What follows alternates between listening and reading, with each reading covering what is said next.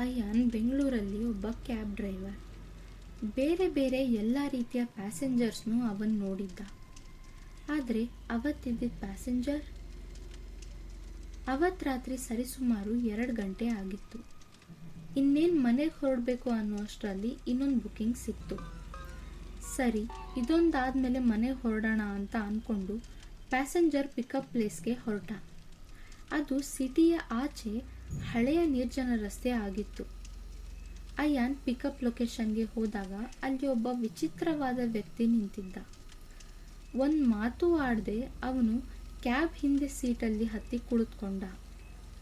ನೀವು ಹಾಕಿದ ಲೊಕೇಶನ್ ಬಗ್ಗೆ ನೀವು ಶೋರ್ ಇದ್ದೀರಾ ಸರ್ ಅಂತ ಸ್ವಲ್ಪ ಗಾಬರಿಯಿಂದ ಅಯಾನ್ ಕೇಳ್ದ.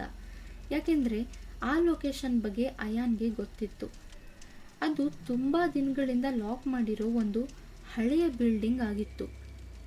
ಆದರೆ ಆ ವ್ಯಕ್ತಿ ಅಯಾನ್ಗೆ ಏನೂ ಆನ್ಸರ್ ಮಾಡಲಿಲ್ಲ. ಅಯಾನ್ಗೆ ಏನೂ ಸರಿ ಇಲ್ಲ ಅಂತ ಅನ್ಸಕ್ಕೆ ಸ್ಟಾರ್ಟ್ ಆಯಿತು. ಆ ವ್ಯಕ್ತಿ ಸುಮ್ಮನೆ ಭಯಾನಕ ಕಣ್ಗಳಿಂದ ಮುಂದೆ ನೋಡ್ತಾ ಇದ್ದ.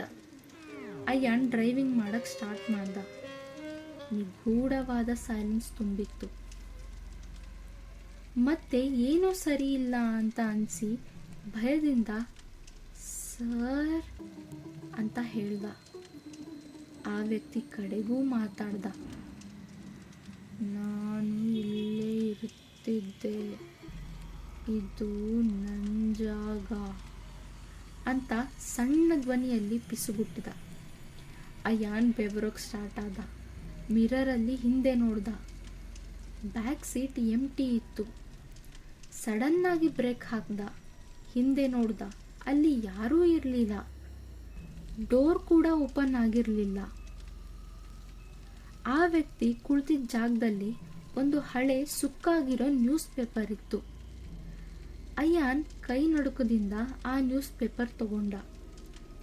ಆ ನ್ಯೂಸ್ ಪೇಪರ್ ಹೆಡ್ಲೈನ್ಸ್ ಅಯಾನ್ನ ರಕ್ತ ಹೆಪ್ಪುಗಟ್ಟುವಂತೆ ಮಾಡಿತು. ಕಾರು ಅಪಘಾತದಲ್ಲಿ ಉದ್ಯಮಿ ಸಾವಿಗೀಡಾದ ಹಿನ್ನೆಲೆ ಅನುಮಾನಾಸ್ಪದ. ಅಯಾನ್ ಆ ನ್ಯೂಸ್ ಪೇಪರ್ ಡೇಟ್ ನೋಡ್ದ. ಅದು ಎಕ್ಸಾಕ್ಟ್ಲಿ 1 ವರ್ಷದ ಹಿಂದೆ ಇತ್ತು. ಅಯಾನ್ ಭಯದಿಂದ ಬೆವರ್ತಾ ರೇರ್ ವ್ಯೂ ಮಿರರಲ್ಲಿ ನೋಡ್ದ. ಮತ್ತೆ ಆ ವ್ಯಕ್ತಿ ಮಿರರಲ್ಲಿ ಕಾಣಿಸ್ಕೊಂಡ. ಅವನ ಮುಖ ಕಂಪ್ಲೀಟ್ಲಿ ಟ್ವಿಸ್ಟ್ ಆಗಿತ್ತು. ಕೆಟ್ಟದಾಗಿ ನಗ್ತಾ ಇದ್ದ.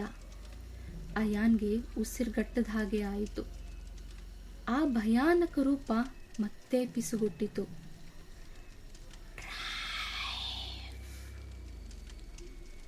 ಇಂಜಿನ್ ಸ್ಟಾಪ್ ಆಯಿತು. ಹೆಡ್ಲೈಟ್ಸ್ ಆನ್ ಆಫ್ ಆಗಕ್ಕೆ ಸ್ಟಾರ್ಟ್ ಆಯಿತು. ಇನ್ನೇನು ಅಯಾನ್ ಕಿರಿಚಬೇಕು ಅನ್ನೋಷ್ಟರಲ್ಲಿ ಅವನ ಸುತ್ತ ಸಂಪೂರ್ಣವಾಗಿ ಕತ್ಲು ಆವರಿಸ್ಕೊಂಡ್ಬಿಡ್ತು. ಮರುದಿನ ಬೆಳಿಗ್ಗೆ ಅಯಾನ್ ಕಾರ್ ಅದೇ ರಸ್ತೆಯಲ್ಲಿ ಪಾರ್ಕ್ ಆಗಿತ್ತು.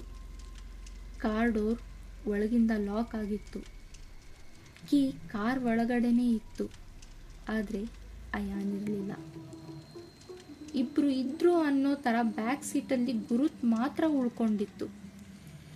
ಅಯಾನ್ ಏನಾದ ಅಂತ ಯಾರಿಗೂ ಗೊತ್ತೇ ಆಗಲಿಲ್ಲ. ಮತ್ತೆ ಅದೇ ಪಿಸು ಮಾತು ಗಾಡಿಯಲ್ಲಿ ತೇಲಾಡ್ತಾ ಇತ್ತು.